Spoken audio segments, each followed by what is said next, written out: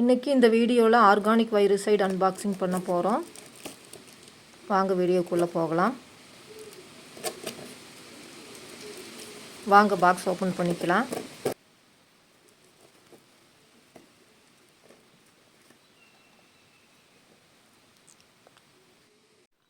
Van ப்ரோஸ் கம்பெனியோட விபைண்ட் வைரசைடு.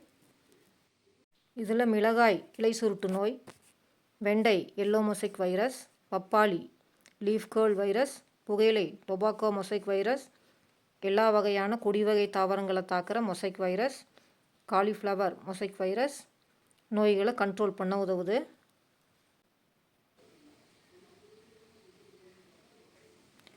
இதில் லீஃப்லெட் கொடுத்துருக்காங்க, பார்த்து படித்து உபயோகப்படுத்திக்கலாம்.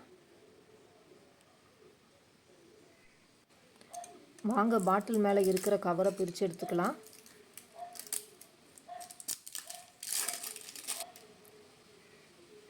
பாட்டில் மூடியை ஓப்பன் பண்ணிக்கலாம். சிந்தாமல் இருக்க உள்மூடி கொடுத்துருக்காங்க. உள்மூடியை ஓப்பன் பண்ணிக்கலாம். பாருங்கள், மருந்து ப்ரௌன் கலரில் இருக்குது. முதல்ல வைரஸ் தாக்குன செடிகளுக்கு லிட்டருக்கு 6 ml கலந்து தெளிக்கலாம். வைரஸ் தாக்காத செடிகளுக்கு வராமல் தடுக்க லிட்டருக்கு 3 ml கலந்து தெளிச்சுக்கலாம். ஊற்றி நல்லா கலந்து விட்டுக்கலாம். ஸ்ப்ரேயரில் ஊற்றிக்கலாம். பாருங்கள், இங்கே சுரக்காய் செடியை எல்லோ மொசைக் வைரஸ் தாக்கியிருக்கு. பாருங்கள், இலை சுருண்டு இருக்குது. மொசைக் தர மாதிரியே இருக்குது. எல்லா இலைகளும் படும்படி நல்லா ஸ்ப்ரே பண்ணிக்கலாம். இதை ஸ்ப்ரே பண்ணால் வைரஸ் கண்ட்ரோல் ஆகும். செகண்ட் டோஸ் ஒரு 3 நாள் கழித்து கொடுக்கணும்.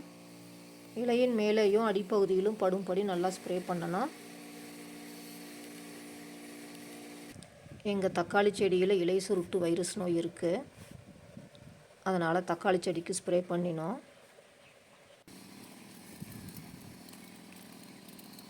நல்லா இலைகளுக்கு மேலேயும் அடிப்பகுதியிலும் படும்படி நல்லா ஸ்ப்ரே பண்ணிக்கலாம்.